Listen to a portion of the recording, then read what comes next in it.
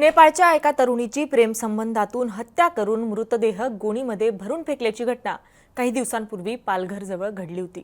फक्त एका पुराव्याच्या आधारे पोलिसांनी या खुनाचा छडा लावलाय। हे संपूर्ण प्रकरण नेमकं काय आहे जाणून घेऊयात या व्हिडिओच्या माध्यमातून। नमस्कार, मी छाया आणि आपण पाहताय मुंबई तक। जव्हार नाशिक मार्गावरील वाघ नदीमध्ये एका तरुणीचा मृतदेह फेकल्याची घटना काही दिवसांपूर्वी घडली होती। मृतदेह भरलेल्या गोणीवर असलेल्या SM28 या अक्षरावरून महिलेच्या प्रियकरासह इतर 2 साथीदारांना अटक करण्यात मोखाडा पोलिसांना यश आलंय।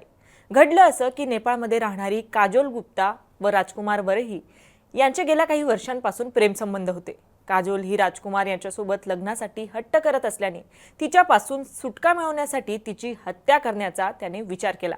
राजकुमारने त्याच्या वडिलांचे सेल्वासात राहणारे मित्र सुरेश सिंग यांची व वाहन चालक बालाजी वाघमारे यांची मदत घेण्याचं ठरवलं। प्लॅन झाल्यानंतर राजकुमार काजोलला नेपाळमधून सिल्वासाला घेऊन आला।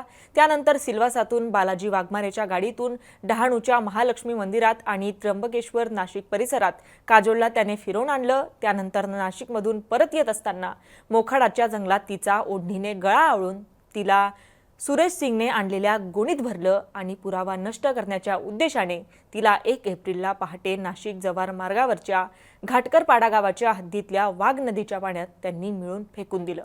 यानंतर काही तासातच पोलिसांना गोणीतील मृतदेह आढळून आल्यानंतर मोखाडे पोलिसांनी अनोळखी महिलेचा खुनाचा तपास सुरू केला।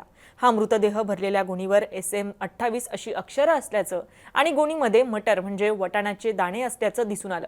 घटनास्थळ परिसरात नाशिकमधून रात्री अपरात्री भाजीपाला वाहतूक होत असल्याने पोलिसांनी नाशिक परिसरात तपास सुरू केला। यावेळी SM28 मटार हे मध्य प्रदेश व सिमलामधून महाराष्ट्रात येत असल्याचं पोलिसांना स्पष्ट झालं। मृतदेह फेकण्यासाठी वापरलेली गोणी सिमलाच्या व्यापाऱ्यांकडून पाठवण्यात आल्याची माहिती पोलिसांना मिळाली। त्यानंतर सिमलामध्ये पोलिसांनी अधिक चौकशी केली तेव्हा मटार मालाच्या 28 गोण्या वापीच्या भाजीपाल्याच्या होलसेल व्यापाऱ्यांकडे पाठवण्यात आल्याचं निष्पन्न झालं। वापीच्या होलसेल व्यापाऱ्याकडे चौकशी करून 6 ते 7 व्यापाऱ्यांना मटारच्या गोण्या गेल्याचं समजलं। या व्यापाऱ्यांना विचारपूस आणि तांत्रिक माहितीच्या आधारे शोधपत्रिका वापी परिसरात पोलिसांनी प्रसिद्ध केली। वापी आणि सेल्वासा परिसरात लावण्यात आलेल्या या शोधपत्रिकेवरून गुप्त बातमीदारांकडून मयत महिला ही गुन्हा घडण्याच्या 3 दिवसांपूर्वी महालक्ष्मी मंदिर कासा इथं आल्याचं पोलिसांना समजलं। यानंतर पोलिसांनी CCTV फुटेजच्या आधारे तपास करत प्रियकर राजकुमार वरही सुरेश सिंग व वाहन चालक बालाजी वाघमारे यांना अटक केली।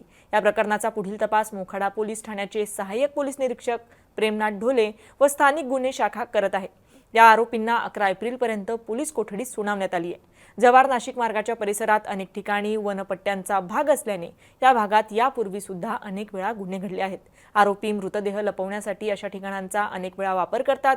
मात्र या मार्गावर अनेक ठिकाणी छुपे CCTV कॅमेरे लावलेले असून या भागात घडलेल्या गुन्ह्यांपैकी सर्व गुन्हे निष्पन्न झाल्याचं पोलीस अधीक्षक बाळासाहेब पाटील यांनी निदर्शनास आणून दिलंय। तसेच या भागात नाकाबंदी, चेकिंग, पेट्रोलिंग देखील होत असल्याचंही त्यांनी सांगितलंय। राज्यात वाढत चाललेल्या या गुन्हेगारीविषयी तुम्हाला काय वाटतं आम्हाला कमेंट करून नक्की कळवा आणि मुंबई तकला जर आपण नवीन असाल तर मुंबई तक चॅनलला सबस्क्राइब करायला विसरू नका। धन्यवाद।